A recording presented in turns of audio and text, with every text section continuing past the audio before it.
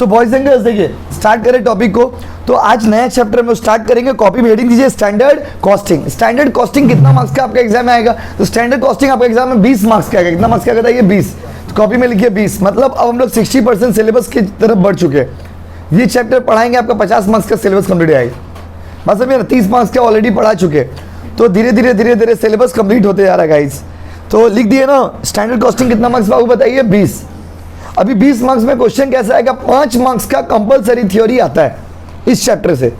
तो कॉस्टिंग में ना ज़्यादा थ्योरी आप लोग का नहीं है। मैक्स टू मैक्स समझिए 5-10 मार्क्स का, मैक्स टू मैक्स 10 मार्क्स का थ्योरी आता है। आप कोई भी प्रीवियस ईयर का क्वेश्चन उठा के देखोगे तो आपको समझ आएगा थ्योरी ज़्यादा आया हो नहीं। तो वो 10 मार्क्स के थ्योरी में से एक तो थ्योरी ये वाला भी रहेगा, इसका रहने का भी चांसेस बहुत ज़्यादा है। तो भाइयों और बहनों स्टैंडर्ड कॉस्टिंग का थ्योरी हम लोग आज फर्स्ट क्लास है तो स्टैंडर्ड कॉस्टिंग का हम लोग थ्योरी करने के लिए जा रहे हैं कि स्टैंडर्ड कॉस्टिंग क्या है, स्टैंडर्ड कॉस्टिंग किसे कहते हैं। ये सब स्टैंडर्ड कॉस्टिंग का थ्योरी जो है वो हम लोग आज पढ़ेंगे कि स्टैंडर्ड कॉस्टिंग क्या है नहीं है, ये सब हम लोग करेंगे। चलिए स्टार्ट करते हैं गाइस। कॉपी में हेडिंग दीजिए, दे दिया ना स्टैंडर्ड कॉस्टिंग। सबसे पहले स्टैंडर्ड कॉस्टिंग होता क्या है? तो देखिए standard costing is the technique of calculating and comparing the actual cost with the standard cost. Standard costing एक टेक्निक है जहां पे एक्चुअल कॉस्ट को स्टैंडर्ड कॉस्ट से कंपेयर करते हैं और कंपेयर करके अगर आपको लगता है कि कुछ कमी है तो उस कमी को आप दूर करने का कोशिश करते हो। एक इंसान सोचता बहुत कुछ है लेकिन अचीव नहीं कर पाता है। क्या क्यों नहीं अचीव कर पाता बताइए? क्योंकि स्टैंडर्ड में और एक्चुअल में फर्क होता है बाबू। स्टैंडर्ड परफॉर्मेंस और एक्चुअल परफॉर्मेंस में फर्क नहीं होता है इंसान का। बताइए कोई भी इंसान का अगर आप एक्चुअल परफॉर्मेंस देखिएगा तो कुछ और होगा, स्टैंडर्ड परफॉर्मेंस देखिएगा तो कुछ और होगा। तो स्टैंडर्ड और एक्चुअल को कंपेयर करके उसका जो कमी है उस कमी को दूर करने का काम कौन करता है बाबू? Standard costing. तो आपसे अगर पूछेगा what do you mean by standard costing तो आप क्या बोलिएगा? Standard costing is the technique, standard costing is the technique of calculating the actual cost and comparing the actual cost with the standard cost and then trying to know the variances मतलब difference। आप सोचे थे कुछ और, हो गया कुछ और। आप मान लीजिए 4 दोस्त मिलकर के निको पार्क जाने का प्लान कर रहे हो। आप लोग सोचे थे कि 5,000 खर्चा होगा, 4 दोस्त में खर्चा हो गया 8,000। कितना खर्चा हो गया बताइए? कितना खर्चा हो गया बताइए? 8,000 खर्चा हो गया माय डियर स्टूडेंट। अब सोचिए आप सोचे थे 5,000, हो कितना गया बताइए? 8,000। अब आप बोलो क्या करोगे? बुरा लगेगा, खराब लगेगा, क्रोधित होंगे, गुस्सा आएगा, कर्जा लेना पड़ेगा। तो कॉस्ट स्टैंडर्ड कॉस्टिंग इसीलिए बनाया गया जिससे कोई भी कंपनी का जो अपना बजट होता है, अपना जो खर्चा होता है, सोचे थे कितना कि भाई जैसे हम आपको ट्यूशन पढ़ा रहे, हम सोचे कि मेरा 500 रुपया खर्चा होना चाहिए था, मेरा खर्चा हो गया 700 रुपये। तो हमको जानना होगा कि 200 रुपये एक्स्ट्रा क्यों लगा और किस लिए लगा, और वो कारण को जान के हम ये कोशिश करेंगे कि गलती दोबारा ना हो, जिससे कि अगला फ्यूचर में 200 रुपया मेरा बच जाए। इस पूरा प्रोसेस को क्या बोलते हैं बाबू? Standard costing. स्टैंडर्ड कॉस्टिंग लिखिए। Point number 1 theory. पहला क्लास पूरा थ्योरी है, आज का क्लास पूरा थ्योरी है गाइस। लिखिए standard costing, standard costing is the technique, standard costing is the technique of calculating, standard costing is the technique of calculating standard cost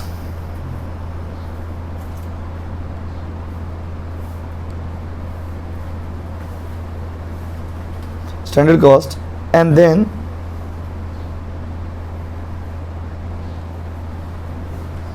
trying to find out the deviation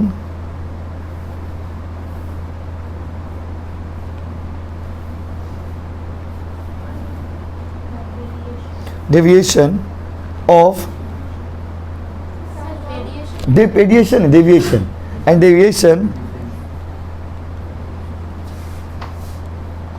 deviation लिखिए ना बाबू। एक बार reading करेंगे क्या लिखवाया? हम बोली तो flow break हो गया। कोई बच्चा बोलिए ना क्या लिखे अभी तक?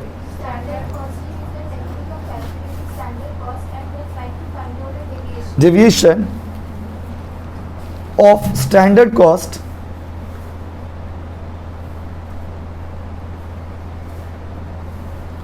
with actual cost, with actual cost। ठीक है अब अच्छा अब आइए, तो स्टैंडर्ड कॉस्टिंग क्या है, स्टैंडर्ड कॉस्टिंग किसे कहते हैं, स्टैंडर्ड कॉस्टिंग का क्या मतलब है, ये सारा चीज़ आपको हम यहाँ पर बताएं। अब आते हैं अगला पॉइंट लेके, पॉइंट नंबर 1 हो गया। दूसरा पॉइंट लिखिए, difference between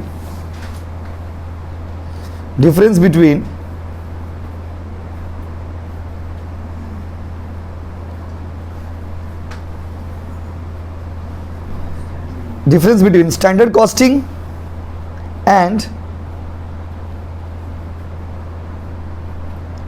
actual costing, sorry budget, standard costing and budget,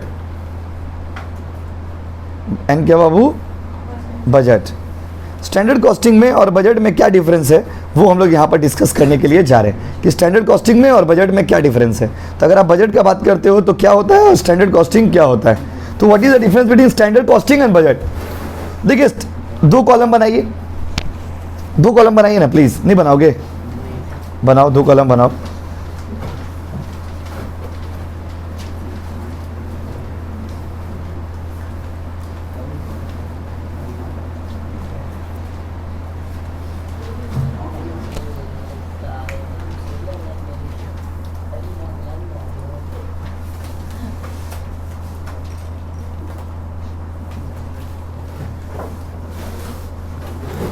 अभी हम क्लास करा रहे हो, वो 5 बजे थोड़ा हमको एक बार मैसेज कर दीजिए, ठीक है। हम तो आपको अभी ठीक से पढ़ नहीं पा रहे आपका मैसेज, क्योंकि हम क्लास करा रहे हैं ना, इसीलिए ऑनलाइन क्लास है, तो बार बार चैट नहीं देख पाएंगे, ठीक है। 5 सवा 5 बजे के बाद मैसेज करिएगा, ठीक है। चलिए, तो भाइयों और बहनों, अगर आपसे कोई पूछेगा, हम आपसे पूछते बताइए स्टैंडर्ड कॉस्टिंग और बजट में क्या डिफरेंस है, 5 पॉइंट बताना है, 5 मार्क्स में पूछेगा, कम से कम 6 पॉइंट तो हम लोग को लिखना पड़ेगा। लिखिए, पहले समझाते आपको। देखिए स्टैंडर्ड कॉस्टिंग क्या है, तो स्टैंडर्ड कॉस्टिंग एक टेक्निक है कंट्रोलिंग का, और बजट क्या है, तो budget is the advance plan about the money and resource. तो फ्यूचर में जो पैसा है उसके बारे में जब आप पहले से सोच लेते हो, इसको क्या बोलते हैं बताइए। जब फ्यूचर में आने वाले पैसा के बारे में पहले से सोच लेते हो, इसको क्या बोलते हैं बताइए, बजट। क्या बोलते हो आप बताइए, बजट बोलते हैं। तो बजट क्या है, तो budget is the financial plan about the money and resource. तो 2 कॉलम बनाए ना, बजट में लिखिए। पहला कॉलम क्या बनाए हो, स्टैंडर्ड कॉस्टिंग में लिखिए, it is the method of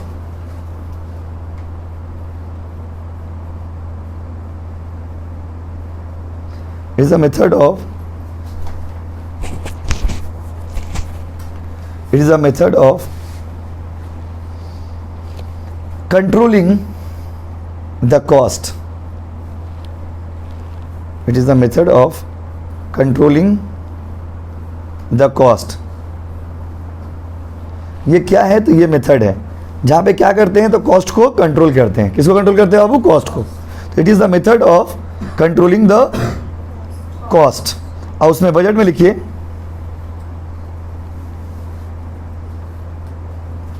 it is the method of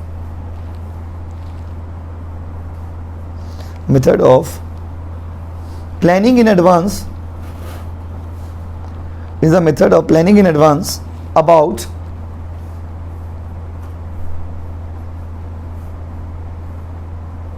money and resource, about money and resource। हो गया। अब मनी और रिसोर्स के बारे में जब आप प्लान करते हो तो इसको हम लोग क्या बोलते हैं बाबू बताइए, यस, बजट। दूसरा पॉइंट लिखिए, स्टैंडर्ड कॉस्टिंग वाला डब्बा में, स्टैंडर्ड कॉस्टिंग वाला में लिखिए, it is applicable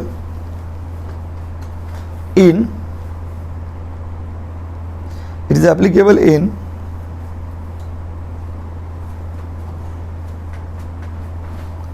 all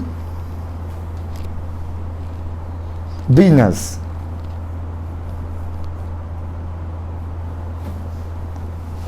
sorry वो गलत हो गया, पीछे कुछ नहीं है। स्टैंडर्ड कॉस्टिंग में लिखिए, it is applicable in manufacturing business. Standard costing में लिखिए, it is applicable in manufacturing business. कौन सा बिजनेस बाबू बताइए, आपको ओन लैंग्वेज में लिखवा लेना गाइस, बुक से तो ऐसे प्रिंट आउट दे देते टाइपिंग करवा के। It is applicable in manufacturing business. और बजट में लिखिए, it is applicable in all type of business. It is applicable in all type of business,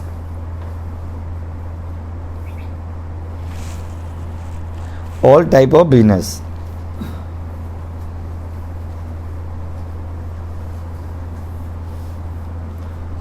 हो गया बाबू। तो देखो यहां पर क्या प्रोसेस बोला बताइए कि भाई ये मैन्युफैक्चरिंग में अप्लाई, स्टैंडर्ड कॉस्टिंग मैन्युफैक्चरिंग में ही होता है, नहीं बजट हर बिजनेस में पाया जाता है, समझे ना बाबू। बजट कहां पाया जाता है बताइए?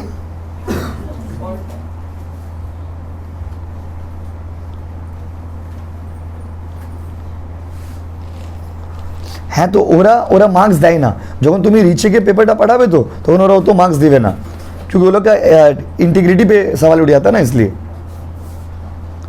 देखिए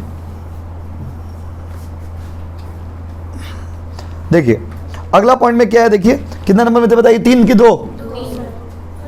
2 हो गया। तीसरा पॉइंट लिखिए, बजट, पहले स्टैंडर्ड कॉस्टिंग लिखिए। Standard costing has, standard costing has narrow application,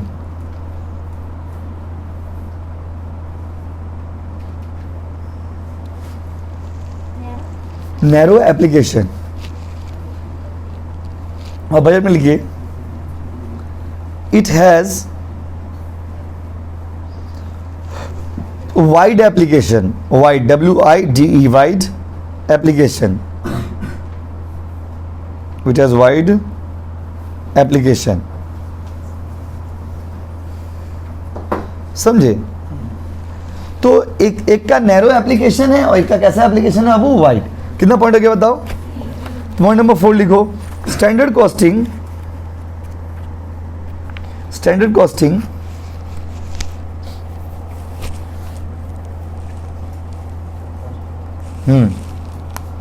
standard costing is expressed, standard costing is expressed in terms of, standard costing is expressed in terms of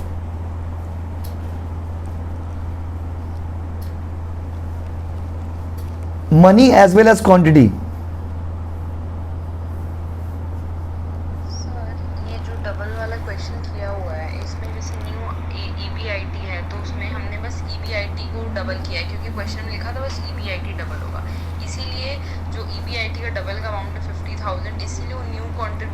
हो गया। अब बजट में लिखिए it is expressed, लिया हुआ है second last में 1 लाख अगर कंट्रीब्यूशन होगा तो सेल्स निकालने के लिए 5 लाख जो पुराना सेल्स होगा और 1.5 लाख कंट्रीब्यूशन हो जाएगा। और ये जैसे 2 लाख है तो उसमें 5 लाख डिवाइडेड बाय क्या लिखा हुआ बताइए? फिर से बोलिए क्या लिखे? हाँ, it is expressed only in terms of money, it is expressed only in terms of money. 1.5 lakh into 2 lakh किया हुआ है सर, ये सब क्यों किया हुआ सर, ये समझ नहीं आ रहा है।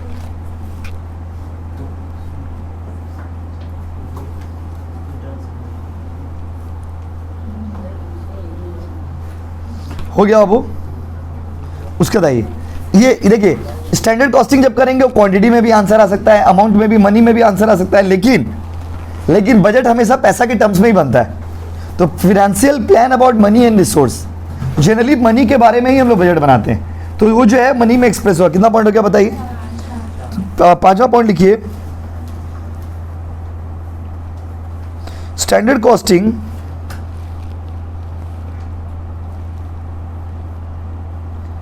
is based on, standard costing is based on technical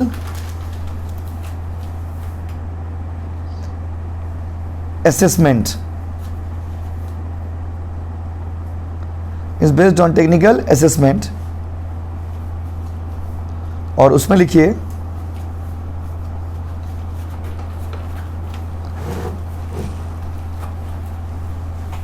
budget is based on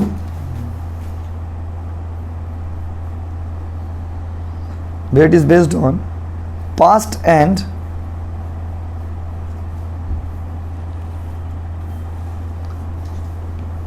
actual adjustments, past and actual adjustments.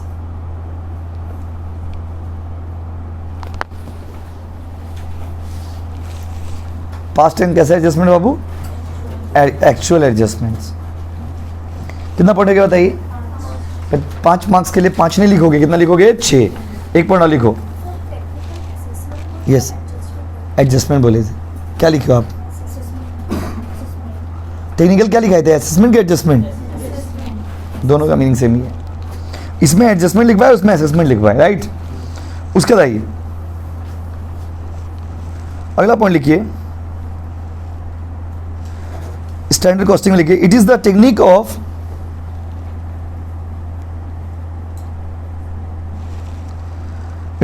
Of micro और लिमिटेड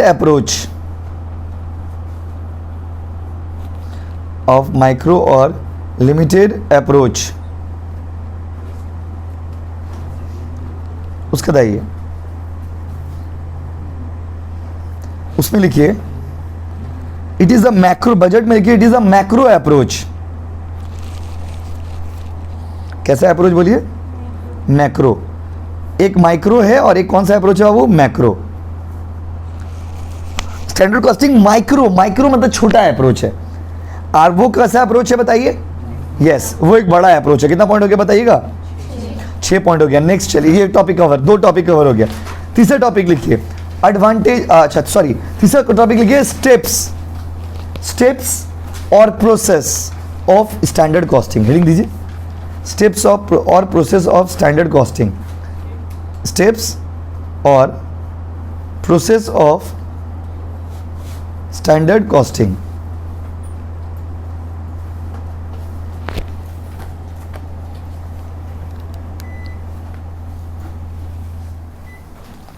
देखिए, स्टेप्स और प्रोसेस ऑफ स्टैंडर्ड कॉस्टिंग, इसका मतलब क्या हुआ? सुनिए ध्यान से बाबू.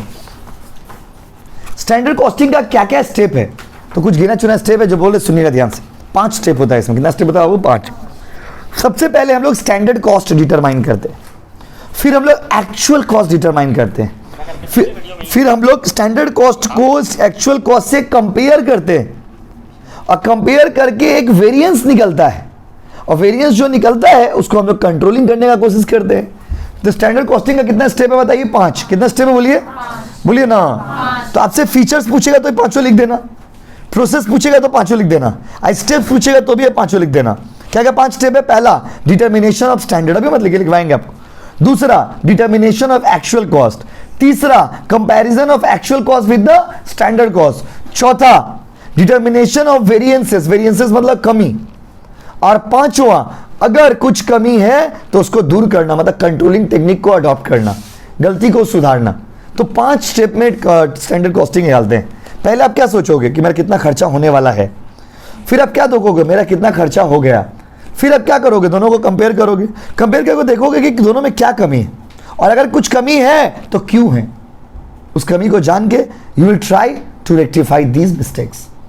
तो अगर आपसे पूछेगा कंट्रोलिंग का क्या क्या टेक्निक है, कंट्रोलिंग स्टैंडर्ड कॉस्टिंग का क्या कितना स्टेप है, तो क्या बोलिएगा? 5. तो स्टेप्स पूछेगा तो यही लिखिएगा, प्रोसेस पूछेगा तो यही लिखिएगा, समझे ना. फीचर्स पूछेगा तो यही लिखिएगा. लिखिए, बोले, लिखिए. स्टैंडर्ड कॉस्टिंग, हाँ स्टैंडर्ड कॉस्टिंग नहीं, पॉइंट 1 नहीं, हेडिंग दीजिए. हेडिंग दे दिया ना, उसके नीचे लिखिए पॉइंट 1. अभी नहीं, पॉइंट 1 हम बोलेंगे तब. देखिए, standard costing is done using, standard costing is done using following steps.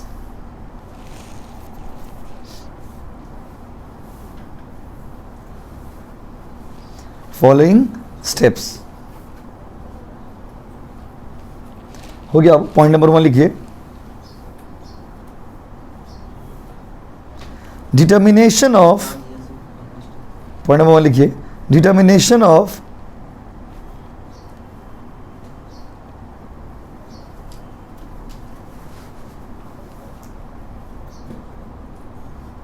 Determination of standard cost, standard cost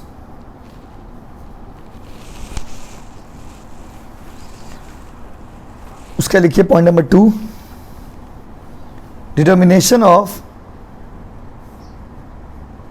actual cost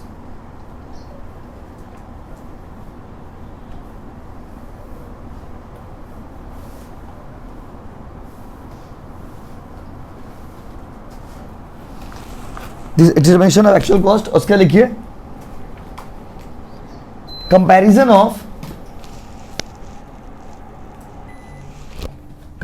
of standard cost, बाबा कान फट यार, comparison of standard cost with actual cost.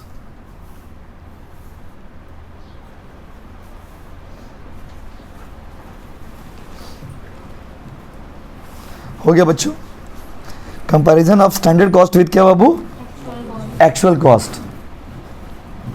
उसके बाद लिखिए कितना स्टेप हो गया बताइए, 3 ना। पॉइंट नंबर 4 लिखिए determination of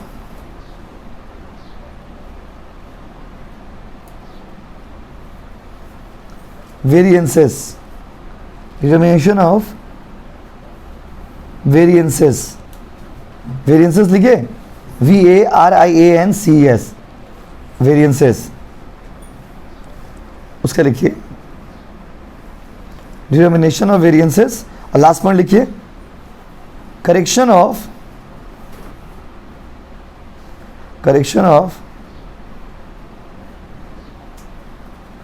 variances, correction of variances between standard cost. এখন তো আমি পড়াচ্ছি, আমি 5টা পরে বলতে পারবো, ঠিক আছে बाबू, এখন অত मैसेज করতে পারবো, বুঝছো। हम आराम से आपका सारा ऑडियो सुन के आपको 5-5 बजे आंसर देंगे। क्या लिखिए बताइए, standard cost and actual cost. Standard cost और एक्चुअल कॉस्ट में क्या डिफरेंसेस है, इसको जान करके हम लोग दूर करते हैं, कोशिश करते हैं कि इसका कमी को हम लोग बाहर कर सके, कमी को निकाल सके। उसके बाद आइए, चले आ जाओ भाई, कितना पॉइंट हो गया बताओ, 5। अब इसमें तो 5 ही स्टेप, तो 5 ही होगा। अब हेडिंग दीजिए कॉपी में, advantage of standard costing, advantage of standard costing.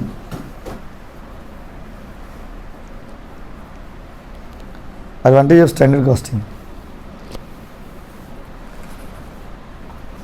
चले स्टैंडर्ड कॉस्टिंग का क्या एडवांटेज है तो सुनिए। एडवांटेज पूछेगा, इंपॉर्टेंस पूछेगा, रोल पूछेगा। एडवांटेज पूछेगा, इंपॉर्टेंस पूछेगा, रोल पूछेगा, answer will be same. Advantage, importance, role, बस समझे ना, कुछ भी पूछेगा आंसर ये लिखिएगा। एडवांटेज ऑफ स्टैंडर्ड कॉस्टिंग यही होगा, इंपॉर्टेंस ऑफ स्टैंडर्ड कॉस्टिंग यही होगा, रोल ऑफ स्टैंडर्ड कॉस्टिंग यही होगा। पर होगा क्या सर, वो तो बताइए, वो बता रहे आपको, लिखिए, रेडी लिखो। It helps to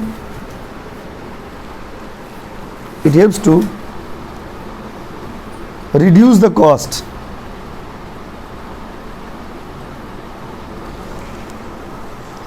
it helps to reduce the cost, ये खर्चा को कम करने में हेल्प करता है। कौन बोली तो, standard costing. It helps to reduce the cost. देखो अगर हमको पता चलेगा कि कहाँ पे मेरा फालतू खर्चा हो रहा, तो उसको हम कम करेंगे, कोशिश करेंगे कि अगला बार से ऐसा ना हो। दूसरा लिखिए,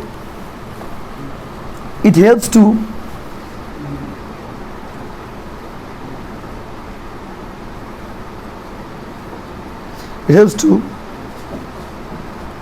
find out, helps to find out actual cost,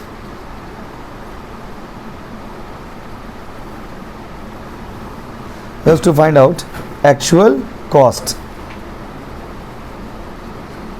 उसका लिखिए, कितना पॉइंट हो गया बताइए, पॉइंट नंबर 3 लिखिए, it helps to prepare It helps to prepare budget.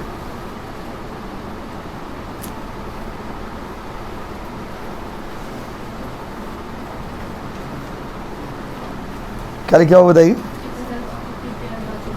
Yes, it helps to prepare budget. उसका देखिए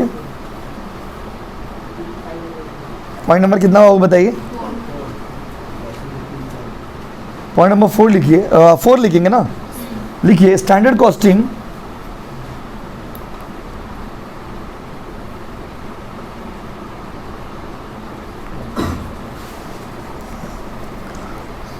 helps in inventory management.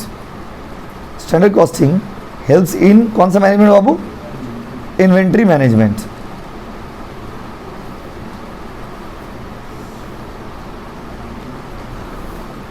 Standard costing helps in inventory management. उसके बाद लिखिए standard costing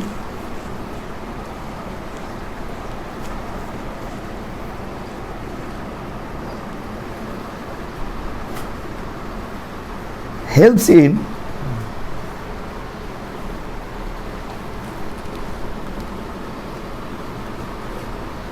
making proper decision. Helps in making proper decision.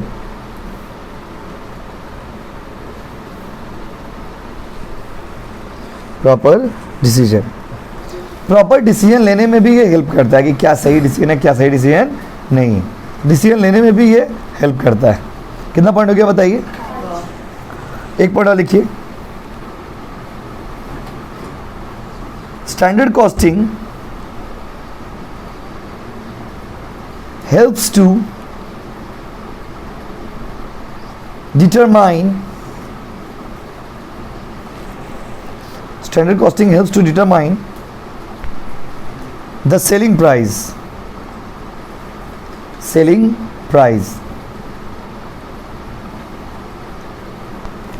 Standard costing selling price determine करने में भी help करता है. कितना पॉइंट हो गया बताइए? 6 हो गया. चलिए एडवांटेज भी हो गया. अगला हेडिंग दीजिए limitation of standard costing. Limitation of standard costing लिखिए. लिमिटेशन बोलेगा, डिसएडवांटेज बोलेगा, आंसर यही होगा. लिमिटेशन ऑफ स्टैंडर्ड कॉस्टिंग लिखिए. लिमिटेशन ऑफ स्टैंडर्ड कॉस्टिंग लिखिए. लिमिटेशन ऑफ क्या बाबू? Standard costing. स्टैंडर्ड कॉस्टिंग का क्या क्या लिमिटेशन है, क्या क्या खराबी है? खराबी लिखिए. पॉइंट नंबर 1,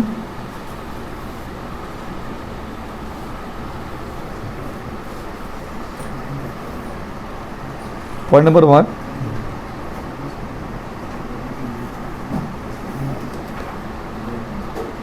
पॉइंट नंबर 1 लिखिए.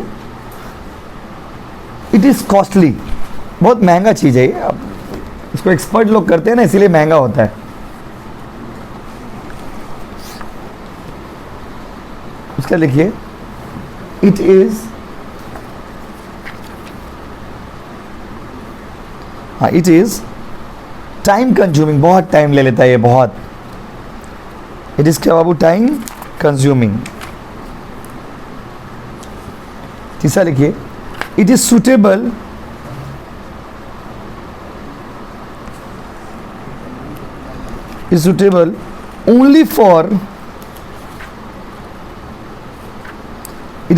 only for manufacturing organisation. ये सिर्फ किसके लिए सूटेबल है बोलिए? मैन्युफैक्चरिंग ऑर्गेनाइजेशन के लिए. सब बिजनेस के लिए सूटेबल नहीं है. कितना पॉइंट हो गया बताइए? 3. पॉइंट नंबर 4 लिखिए. Standard costing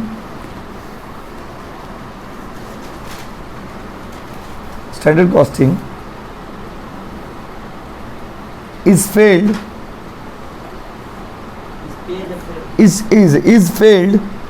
standard costing is failed if failed F-A-I-L-E-D failed. Standard costing is failed if standard is not set properly. Standard costing fail हो जाएगा अगर स्टैंडर्ड सही से सेट नहीं करोगे तो। कितना पॉइंट हो गया बताइए? 4। 5वां पॉइंट लिखिए, standard costing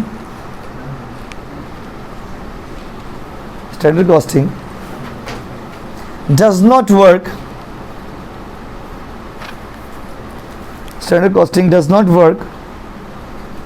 if there is dynamic environment. Standard costing काम नहीं करता है अगर ये डायनामिक इन्वायरमेंट होगा। कैसा इन्वायरमेंट होगा बताइए? डायनामिक। अगर डायनामिक इन्वायरमेंट होगा तो ये काम नहीं करेगा, समझे? काम करेगा बताइए? अगर डायनामिक इन्वायरमेंट होगा तो ये काम नहीं करेगा। कितना पॉइंट हो गया बताइए? 5। एक पॉइंट और लिख लीजिए, स्टैंडर्ड कॉस्टिंग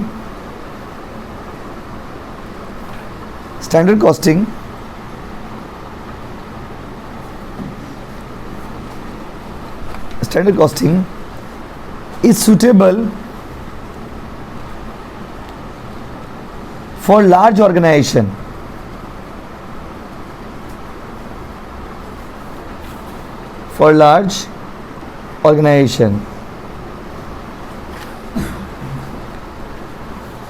हो गया बाबू? एडवांटेज, डिसएडवांटेज, रोल, इंपॉर्टेंस सब लिखा दिया आपको। अब कॉपी मेडिंग दीजिए। अब तो थ्योरी का कंप्लीट हुआ, अब यहाँ से प्रैक्टिकल पार्ट शुरू है। हेडिंग दीजिए प्रैक्टिकल। इस चैप्टर में आज तक कोई चैप्टर में थ्योरी नहीं लिखवाए थे आपको, पहली बार थ्योरी लिखा रहे क्योंकि कंपलसरी है। और इसके अलावा पहले सिलेबस कंप्लीट करेंगे, सिलेबस कंप्लीट करके फिर जो पेपर बीच बीच आप देखो, ईद भी आने वाला क्या आ ही गया है, समझिए आ गया है माय डियर स्टूडेंट्स। तो अब तो बच्चे लोग का भी, जो बच्चे लोग नहीं आ पा रहे थे बहुत दिन से, बहुत बच्चे पढ़ाई में ध्यान नहीं दे पा रहे थे, अब वो लोग भी कभी पढ़ के अपना बैकअप कर लीजिएगा। बैकअप करके उसके बाद फिर आपको क्योंकि एग्जाम्स का तैयारी भी करना होगा ना, तो बात समझे। उसके बाद फिर कोचिंग में भी टेस्ट देंगे। टेस्ट इसीलिए होल्ड करके रखे, बात समझे, बहुत टेस्ट लेना है तो टेस्ट इसीलिए होल्ड करके रखिए क्योंकि सारे बच्चे आ जाएंगे तो टेस्ट लेने में मजा आएगा ना, बात समझे। अभी तो बच्चे ही कम आ रहे हैं क्योंकि रमज़ान का महीना है इसीलिए, तो फिर जब बच्चे आने लगेंगे तो टेस्ट भी होगा, बस। बाकी सब बैच में, इस बैच में थोड़ा कम बच्चे लोग आते हैं, बात समझे। तो फुल फ्लेजेड मैनेजमेंट है। पहला टेस्ट किसका होगा बताइए? टैक्स। फिर टेस्ट होगा ईडीबीई का, इकोनॉमिक्स का तो लिए देना। फिर टेस्ट होगा कॉस्टिंग का, तब तक कॉस्टिंग का स्टैंडर्ड कॉस्टिंग कंप्लीट हो गया। तब स्टैंडर्ड कॉस्टिंग, बजट और सीवीपी। 20 मार्क्स का मार्जिनल कॉस्टिंग पढ़ा है ना, सीवीपी मार्जिनल कॉस्टिंग एक ही चीज़ है। 10 मार्क्स का पढ़ाई बजट, 20-10 कितना हो गया? 30। 20 मार्क्स का ये चैप्टर, 30-20 कितना हो गया? 50। इसके 3 तो छोटा इजी चैप्टर है, ABC costing, joint product, by product, और एक तो छोटा सा चैप्टर है शॉर्ट टर्म डिसीजन मेकिंग। बस खत्म, सिलेबस शेष। तो तब तक एग्जाम भी आपका आ जाएगा। ऐसा नहीं, टाइम बहुत हो गया क्योंकि आप देखो क्लास कब से स्टार्ट हुआ था? हम लोग का फेब में स्टार्ट हुआ था ना, कि मार्च में स्टार्ट हुआ था? फेब में। हमको याद है वैलेंटाइन डे का दिन में क्लास स्टार्ट हुआ था। 14 फरवरी को ये बैच हम लोग का स्टार्ट हुआ था। 14 फरवरी से 14 मार्च, एक महीना। 14 मार्च से 14 अप्रैल, 2 महीना। बाप रे, 2 महीना तो बीत गया। अब 14 अप्रैल के बाद 14 मई, 14 मई के बाद 14 जून, उसके बाद इंटरनल आ जाएगा। देख रहे हो टाइम कितना सामने भी है? टाइम एकदम नहीं है। अब ये मत सोचिए कि बहुत टाइम है बाबा। जून के लास्ट, जुलाई के फर्स्ट वीक आते आते इंटरनल हो जाएगा, लास्ट वीक आते आते फाइनल हो जाएगा। आप लोग जुलाई लास्ट तक आप लोग का एग्जाम हो जाएगा प्रोबेबली, मेरा एक्सपीरियंस से आपको बता रहे। बस समझे ना। देखिए बाबू कितना नंबर में थे बताइए?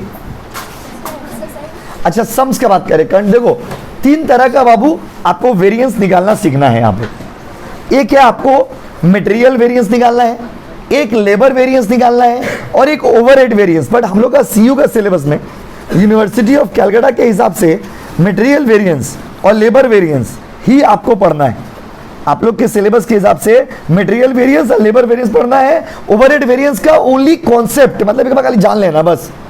ओवरहेड वेरिएंस आपको डिटेल में नहीं पढ़ना, आपको मटेरियल और लेबर एकदम डिटेल में पढ़ना है। और ओवरहेड वेरिएंस आपको बस बेसिक कॉन्सेप्ट नॉलेज लेना है। सिलेबस में सीयू का सिलेबस सही बोल रहा है आपको। तो लिखिए वहां पे फॉलोइंग आर, लिखिए following are,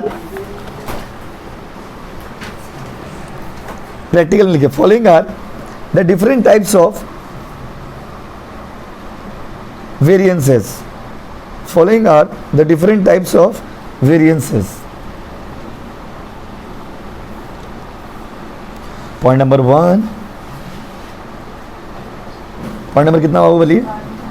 Point number 1.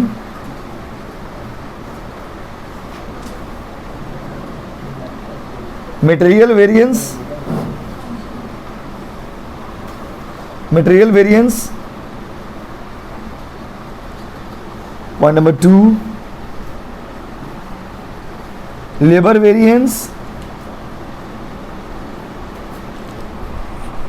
Point number 3,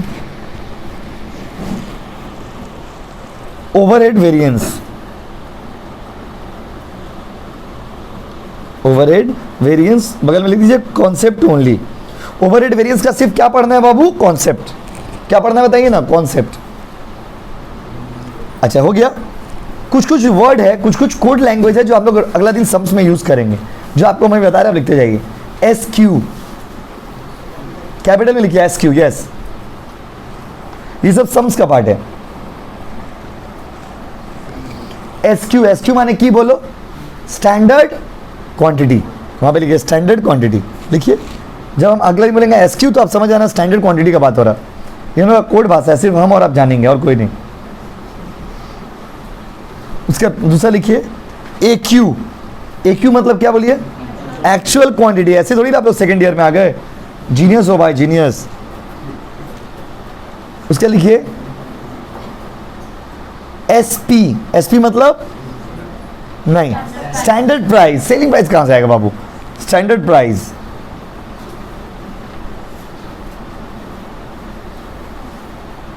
उसका लिखिए एपी। एपी मतलब एक्चुअल प्राइस। उसका लिखिए ए, ओनली ए, कैपिटल ए। क्या बाबू? ए। क्या बाबू? ए। ए माने की? एडवर्स। बोला ए माने एप्पल, एप्पल नहीं, एडवर्स। अच्छा, ये एडवर्स कब लिखोगे? सम्स बनाने में। अगर आपका एक्चुअल कॉस्ट ज़्यादा है, जैसे हम सोचे थे 500 खर्चा होगा, खर्चा हो गया 700, तो ये आपके लिए अच्छा लगा आपको ना बुरा लगा? बुरा लगा, तो ये हो गया adverse. If actual cost is more than standard cost then this situation is known as adverse. समझे? एडवर्स कब होगा बोलिए? जब एक्चुअल कॉस्ट ज़्यादा होगा, स्टैंडर्ड कॉस्ट क्या होगा? कम। मतलब खर्चा ज़्यादा हो गया, हम सोचे थे 500 खर्चा होगा, ये खर्चा हो गया 700। खर्चा ज़्यादा होना खराब सिचुएशन है ना, एडवर्स। मतलब इसको अनफेवरेबल भी बोलते हैं। उसका लिखिए एफ। क्या बाबू? एफ। एफ मतलब, एफ का मतलब क्या हुआ? लिखिए favourable. Favourable, favourable, very good. Favourable. Favourable कब होगा? जब जितना सोचे थे उससे कम खर्चा हुआ। सोचे थे 500 खर्चा होगा, खर्चा हुआ 300, तो आपका actual cost is less than standard cost. Actual cost अगर स्टैंडर्ड कॉस्ट से कम है तो ये क्या हो गया बताइए? फेवरेबल। और एक्चुअल कॉस्ट अगर ज़्यादा है तो ये क्या हो गया? एडवर्स। क्या हो गया बाबू? Adverse. Thank you so much guys, फिर मिलेंगे अगला क्लास में। टॉपिक कंप्लीट, अगला दिन डायरेक्ट सम्स।